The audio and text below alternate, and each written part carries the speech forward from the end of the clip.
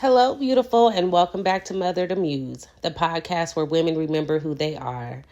I'm your host, Aviance, and this space was created for women who have spent so much of their lives being everything for everyone else. You know, the caretaker, the problem solver, the responsible one. Sound familiar? But somewhere along the way, many of us forgot that our lives are meant to be experienced too. Here at Mother to Muse, we talk about returning to ourselves, designing a life that feels beautiful, and stepping fully into the women we are becoming. So, wherever you are right now, whether that's driving, taking a walk, or simply enjoying a quiet moment with yourself, take a deep breath and let's begin. So this episode is titled Crossroads. I'm not sure if you've listened to the previous episode when I pretty much asked my mother questions about her dreams and her visions. This is kind of a piggyback off of that. It's not really to fill in the gaps for my mother, but she said some things in the conversation where she talked about who she is now and the woman she was prior to motherhood. And I think a lot of us can relate to that. And when we're at a crossroads, it doesn't mean that it's like the dramatic kind of crossroads like in movies. They're quiet crossroads. It's not like one major event happens in your life. It could be a crossroad that happens on an ordinary Tuesday. Because I was sitting there reflecting back on our episode, and I started mapping out my week, what I wanted to talk about on the podcast, the errands I needed to run, doing my 9 to 5, my responsibilities. And I realized something. I had planned out everything I needed to do, but I hadn't planned a single thing I was genuinely excited to experience. And that kind of stayed with me. And I bring up the episode with my mother because it's so crazy how when you're showing up as the responsible person, being the mother to your children, or even if you don't have children, you're showing up for your family, you kind of put your dreams on hold or the experiences that you want to experience on hold to show up for other people. And I noticed that over the last few years, I became good at somewhat managing my life by checking all the boxes, being the responsible person, making practical decisions, doing what made sense. But somewhere in all of that, I stopped asking, what kind of life do I actually want to wake up to? And that's the turning point. Not someday, not after retirement, not after my kids is grown, not when everything is perfect. I mean, right now. And I think that's what crossroads really are. They're rarely one big decision. There are small moments where you realize, I don't want to keep living an autopilot life. And I'm going to repeat that. I don't want to keep living an autopilot life. Because one path can say, girl, keep doing what you're doing. You've always done it. It somehow worked out. But then the other side whispers, there's another way to live. Not irresponsibly, just more intentionally. And over the past few months, I've noticed something changing in me. This year, turning 40, I have said to myself, I want to start experiencing things.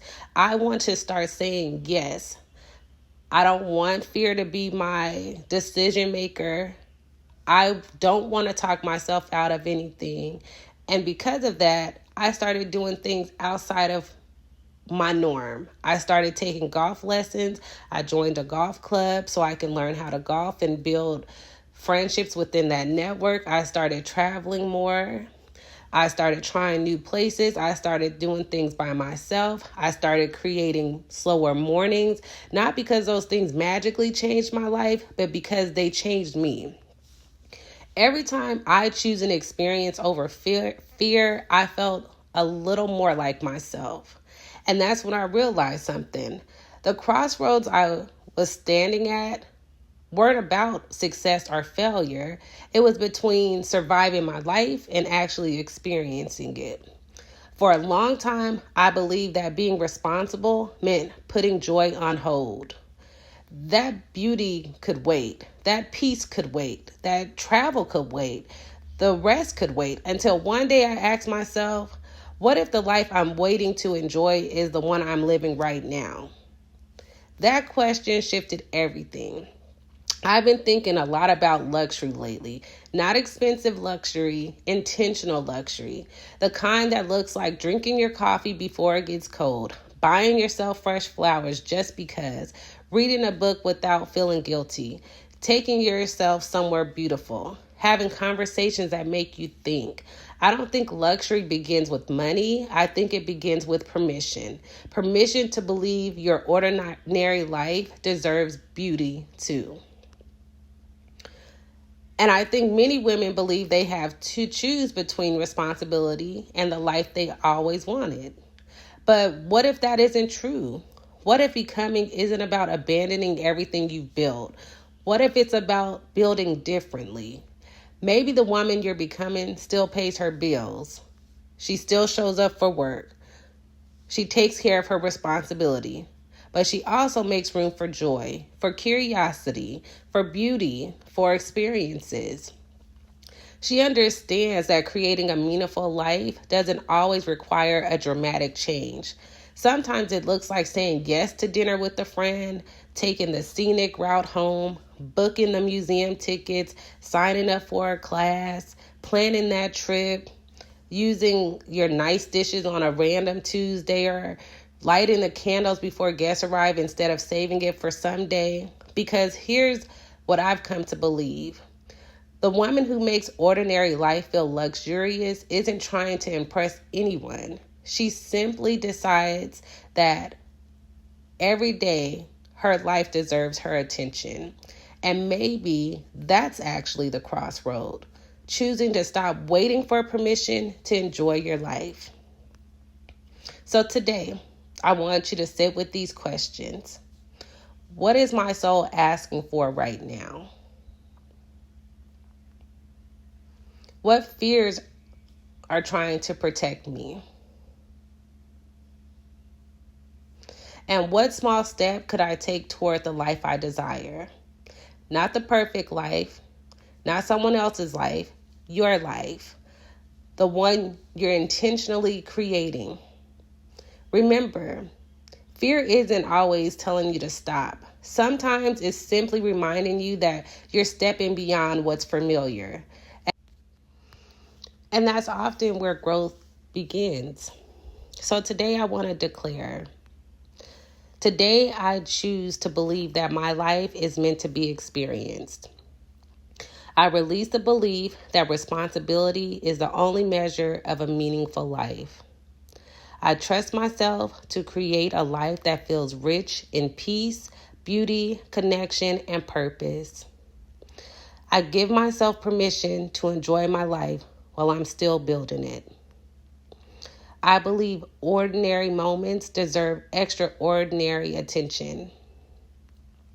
And with every intentional choice I make, I become more of the woman I was always meant to be.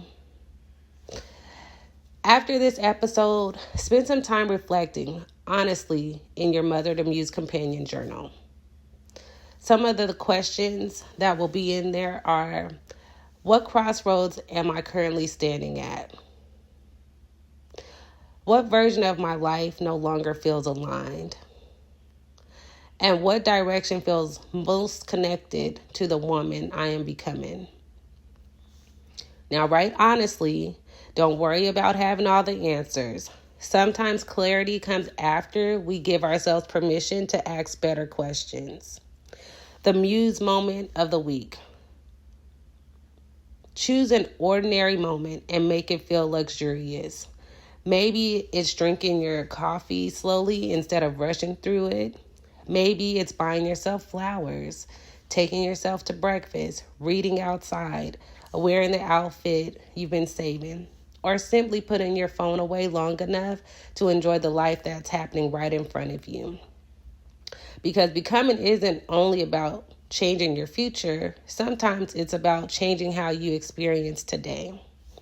So, before you go, remember this. You are not behind. You are not too late. You are simply becoming. And if today's conversation resonated with you, make sure you download the free Mother to Muse companion journal. The link is in the notes. Now wrap yourself in softness, love on yourself, stand in your light, and until next time, that's Muse energy.